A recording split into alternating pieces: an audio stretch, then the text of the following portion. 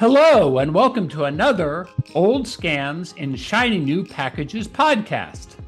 On these podcasts, we use 20th century experiences and ideas to better understand 21st century scams, risk, and potential approaches. My name is John P. Raberger, and I'm here with my podcasting collaborator, Don Wood. Hello, Don. Hello, John. How are you? I'm doing well and looking forward to our conversation on the cost of security.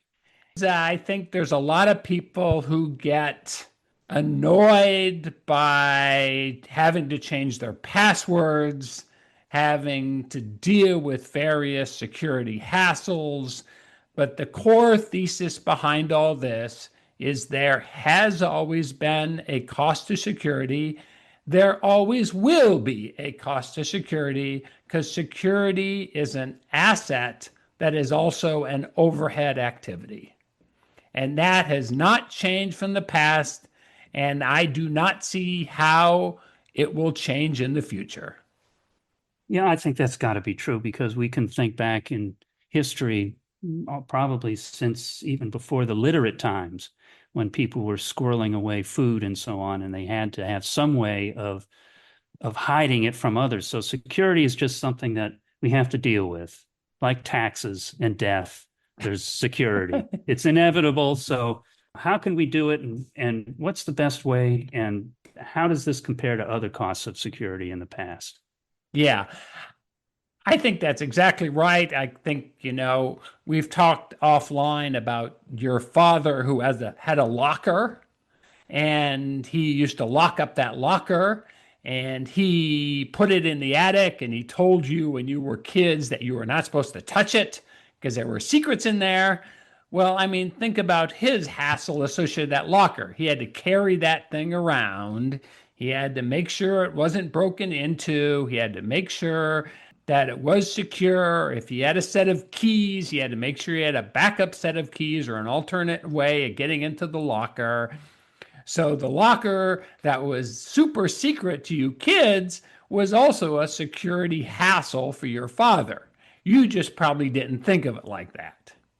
No, I thought of it as something quite alluring. I wanted to get in that locker, but of course, you couldn't get in the locker, and you might be afraid to get in the locker and see what it said. As it turns out, he's gone now. I have the locker. There was nothing in there that was of particular interest to anybody but him. However, that locker went with him everywhere he lived from about 1953 until he passed in 2016. So that's a lot of miles that locker went through. And as you say, it was heavy. It was the old steamer type locker, which was really meant to be on a steamship. They don't make them like that anymore. And it had papers in it and little souvenirs. But those are the kinds of things that now we have on a drive somewhere, and we don't even know where the drive is. It's somewhere in the cloud, but it needs security. It still needs security, which is the thesis of this podcast, which is security is inevitable. You just can't avoid it. Right. And I'd like to talk about one subset of security is what's called authentication.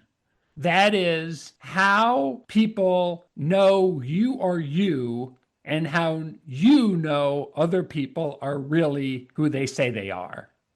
And authentication can be broken down into three components. What you know, that would be like a password or a PIN.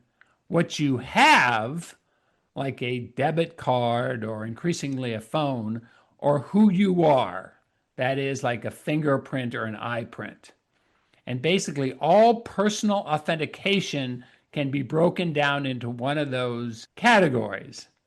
Now, those categories are useful because you can combine them together. So the general guidance from security experts is that the higher risk of loss, the more disastrous something can be to you, the more you mix and match these various authentication mechanisms together, the most popular being what's called dual authentication. That is, it's both a card and a PIN number for your debit card. So it's what you have and what you know. And increasingly, there are tools available on laptops and in the work world where people can use things like fingerprints for also authenticating for who they are. And the who they are is the most secure, but once it's hacked, it's hacked. None of these is foolproof. None of these is without their trade-offs. But the rule of thumb is that the more you're worried about something, the more you should use dual authentication. And in fact, banks use dual authentication for a lot of their account information anyway. Does that make sense? Yes, and that who you are, that's the third on this three-legged stool. The who you are is new or newer than what we had in the past when the internet was first coming on. We would have a password. We were told never to write it down. Of course, you have to write it down. As you started getting more and more passwords, it used to be just AOL. That was it, one password. But then you began to accumulate them. So then it became, well, you also would match it to an ID card. Okay, so now I follow you. Now we're into that third-legged stool, which is something that's unique to you, who you are, and that's essentially a body part. It's an eyeball or a fingerprint. Or it can be, for example, Apple phones now have face recognition. Facial recognition is used pervasively Yeah. in the government security world. Matter of fact, if you ever got a passport picture taken, that passport picture has to comply with very strict and weird requirements. And the reason those weird and strict requirements are in place so that makes it easier for the computer system to do facial recognition on you.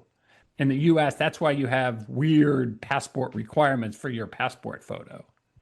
So facial recognition has been used for quite a few years. Biometric has been used for quite a few years in the government, commercial organization world. It's just now sort of percolating out into the consumer world also. And I've experienced that myself, John, this past summer at Nationals Park, where you can opt into their system and they'll take a picture of you on your phone. It stays in the app. And then when you approach the gate at the actual park, you rush right in like a VIP. You see your picture on a screen briefly, and then you move on. It's like getting on into an airplane nowadays. They somehow, someone, somewhere on the cloud has that photo and can look at your face and instantly identify you, which seems like magic to me. So yes, I guess that's the third leg. That's who you are. But again, it's a body part. It's your Yes, face. right. It's important to understand none of these is foolproof or none of these is flawless. And for example, a lot of computers now have fingerprint recognition on them. I mean, the problem with that is that if you get dirt or sweat on your fingerprint, sometimes it doesn't work. If you cut your finger, it doesn't work. If the reader is smudged or dirt on it, sometimes it doesn't work. So facial recognition isn't perfect. None of these security mechanisms are perfect. That's why for more security, you generally want to put combos of them together. We talked about what you know, what you have, and who you are. Organizations are increasingly going to your cell phone as the second device of what you have. That's why you get these codes to your cell phone and you have to respond to your cell phone because that's another subset of the idea of what you have. And most everybody has a cell phone nowadays, and they're all typically connected to the internet. So those codes for your phone are the kind of a dual authentication mechanism you see a lot used by financial organizations, and Google uses them. And so I think that's going to be around for a while.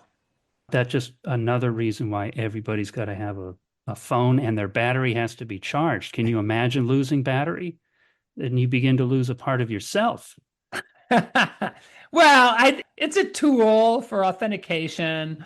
At least I know for Google, they have another mechanism for doing it. It's just what they prefer is the dual authentication of a password and a phone-based, click here to confirm type of thing. Mm-hmm. And I don't blame them because given the risks of security break-ins and password compromises, I mean, by the way, passwords are not measured in terms of being secure or not. They're simply measured in terms of how long it takes to break it.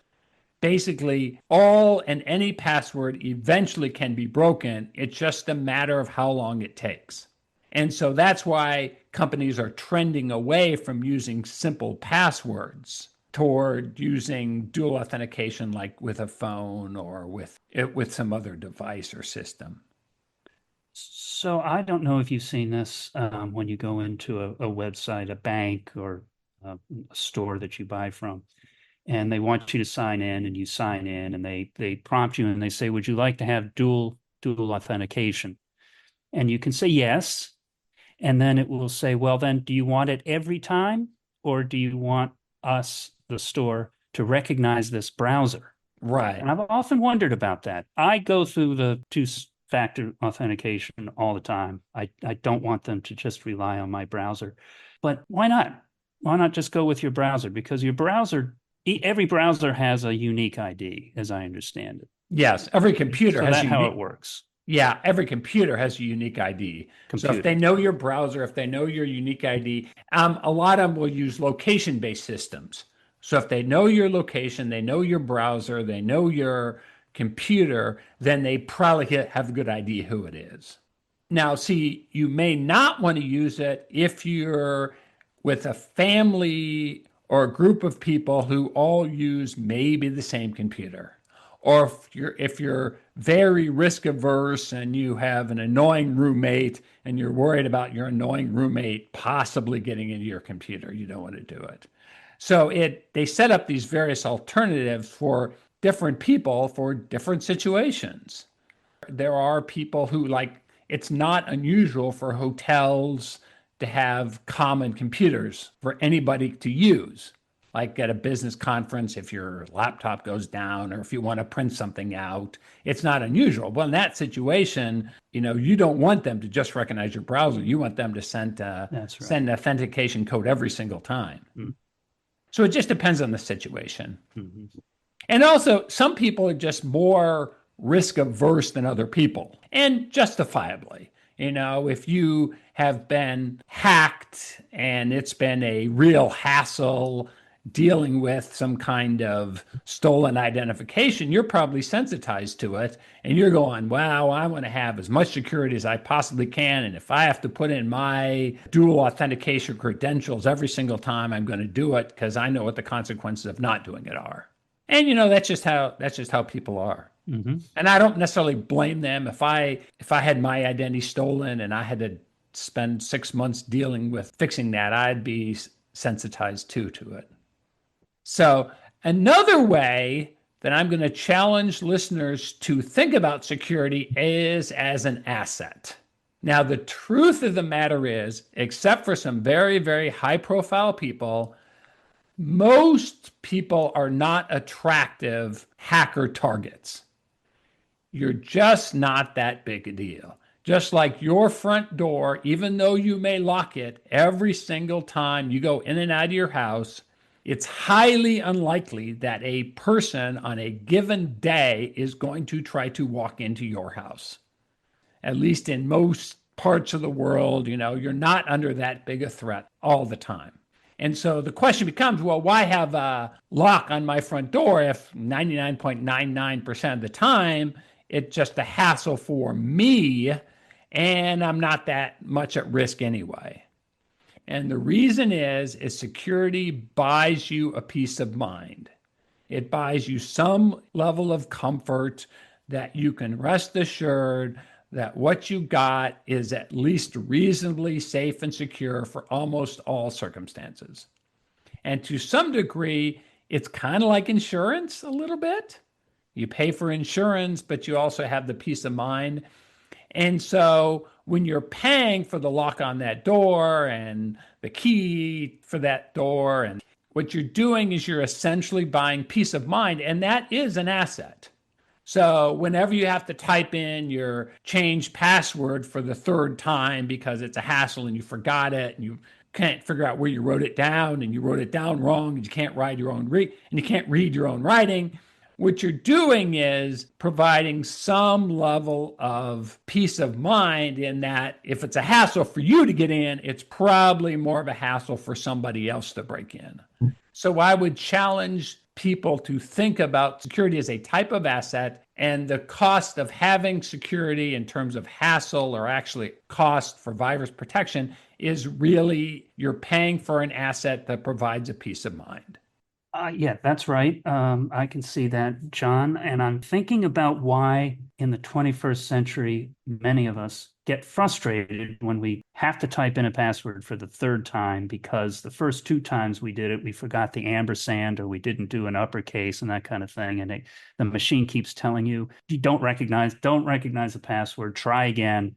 If you do it one more time and it doesn't work, you'll be locked out for 24 hours. And one thinks, oh, this is so frustrating. How can we not get something better than this? But the fact is, it's always been frustrating, no matter what security arrangement we've had. As you've noted, I've got a ring of keys somewhere here, half of which I don't know what those keys go to. And I've tried color coding them, and then I forget the color code. So it's again, it's one of those elements of the universe that we just can't get around. It's going to be with us always in Yeah. some form. Yeah, I remember, speaking of Ring of Keys, I remember years and years ago where I had the same problem where I had a Ring of Keys, and after a decade or so, you put the key on the ring for the lock, you swear you're never going to forget. And after a few years, you forget where the lock is, Absolutely. or you lose the lock, but you didn't know which key that goes for the lock. And then it becomes like, if it's important enough, then you have a spare. And then you hide the spare house key under a rock, and then you go and forget what rock you put it under. Matter of fact, it used to be a joke for a long time, and it used to be a movie trope that the spare key was always under the doormat. You're right. So every movie, oh, where's your spare key? And everybody would lift up the doormat. And I mean, it's kind of funny, but also it's kind of true because everybody knew that if they wanted to get in their house, they had to have a spare key somewhere. And maybe you left it with a neighbor, but then you had to trust the neighbor. Then, if you found out you couldn't trust the neighbor, then you'd have to go get your key back, or you'd have to change the lock to the door and then tell the neighbor that, oh, never mind, it doesn't work anymore.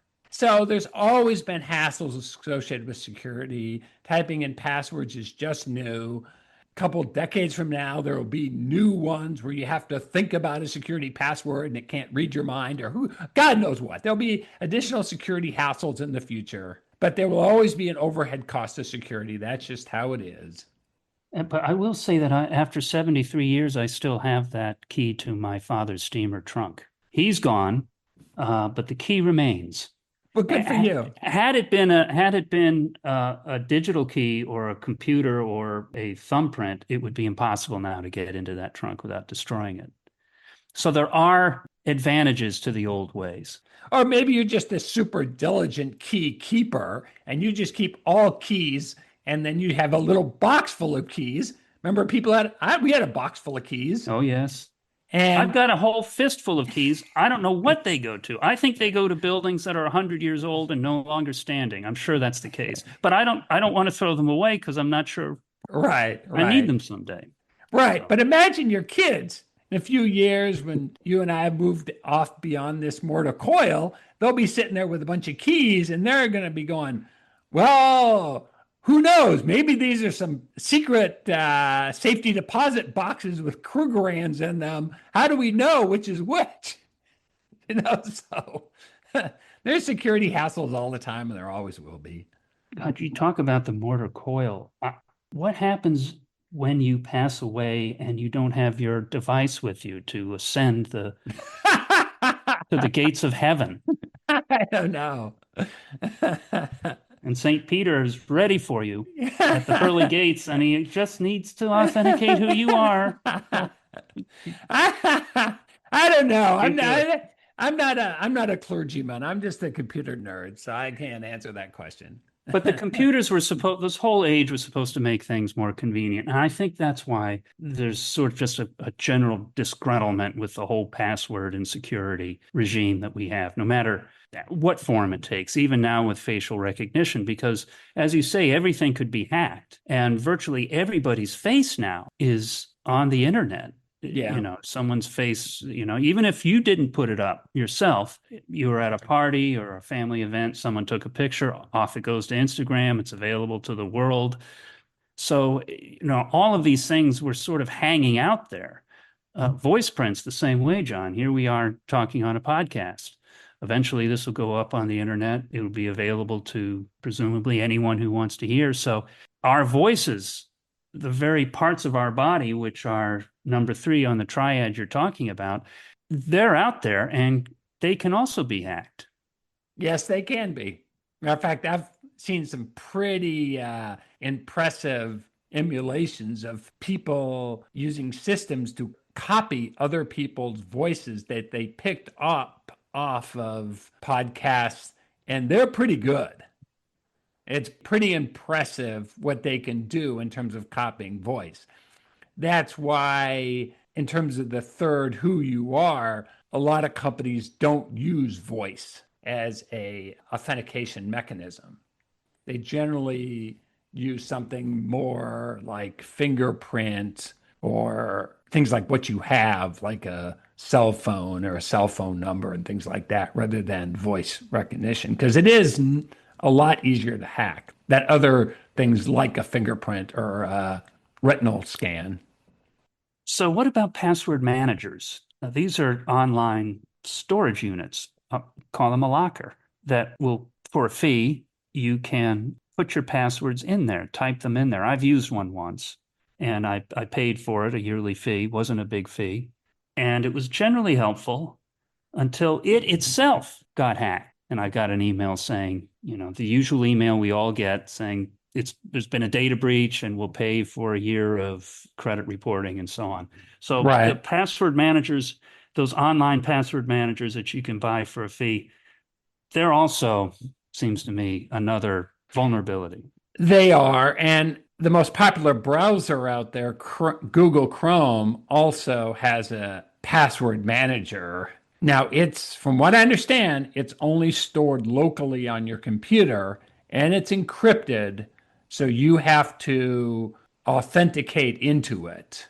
But if it's online, there's always a risk of it getting hacked. Now, it's harder to hack your personal computer, particularly when it's off. You have to be an attractive target, but anything that you put on a computer that's connected to the internet has a risk of being hacked. Yes, it does. So you can write those passwords down, which my wife does, for example, which is more secure than keeping it on a computer, but it also has hassles associated with it. For example, if she ever loses her password booklet, she's going to be in a world of hurt. And so she has to keep that secure. And so there's always overhead costs associated with security. There are risks associated with some tools, as you mentioned, password manager. That's the reason I did not use an online password manager. I used a local one and only for the Chrome browser. But that's also, to be honest with you, one of the attraction of the apps on your phone, because that has connectivity only to the servers for that particular system. So it's much easier for them to authenticate you since you're coming to them via the app. I mean, that's one reason why, from what I understand, Apple went to the app structure when they went to the iPhone, because they thought it would be more secure. And I think on balance, they're right. They also seem to just work better, generally speaking. I've noticed apps versus the Browser. the browser. Yeah, but then you have to do app management on your phone with zillion little icons and which one do you use, and if you lose your phone, then you got to reload all the apps again. Whereas, ironically, things have gone sort of back and forth. Because years ago, before the World Wide Web came along, every single system had their own app on your personal computer. And the browser was the answer to that hassle because it was supposed to be what's called the universal client, where you could use one application system called the browser to get to all these various sites and systems. But then the iPhone came along and changed it back to basically the old architecture, where you had all these apps that were connecting to individual systems. It's just that you had to manage the apps, but the apps also have unique aspects and features to them that are not universal across everything too. There's a lot of choices out there, but there will always be a cost for securing those choices. Whatever choice you make, there will always be risks associated with it. And that's sort of the core thesis of the podcast today. My father just keeps coming up in my memory about these things. A question would be sharing passwords. We had a situation 10 years ago where his memory wasn't as good as it was. He had a first-class memory, but it was dimming.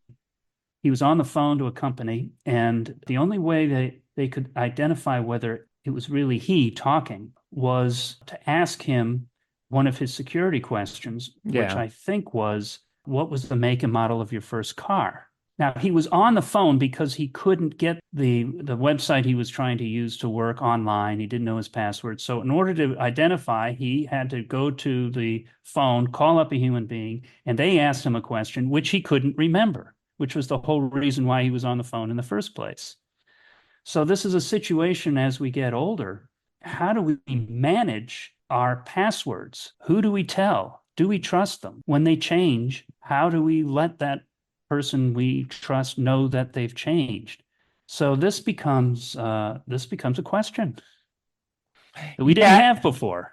Yeah, that's valid. Now, if you trust somebody, a spouse, a partner, a really good friend, you can give them access to your computer. And if you use something like the Chrome password manager, they can fill in a lot of those passwords for you. If you have a booklet full of passwords, you can share that with somebody you trust. So it all comes down to who you trust or don't trust. But it is more complicated as you get older if your memory fades. Your father was fortunate because obviously he trusted you, and you can help him.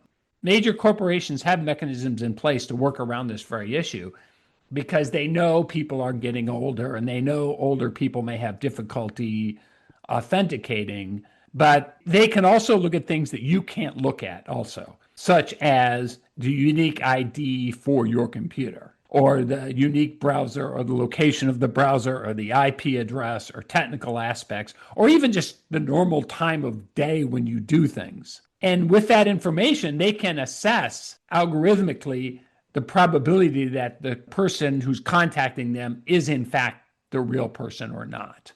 Because they can also know people's age and things like that also. That gives them information about whether this person is at risk for being a person who may have a harder time remembering their password information. So to sum up, the cost of security is the cost of peace of mind.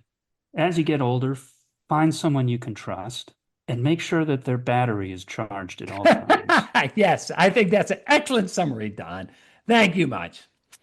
And I will end this podcast by saying, don't be afraid of modern scams because they're just old scams in shiny new packages. Farewell.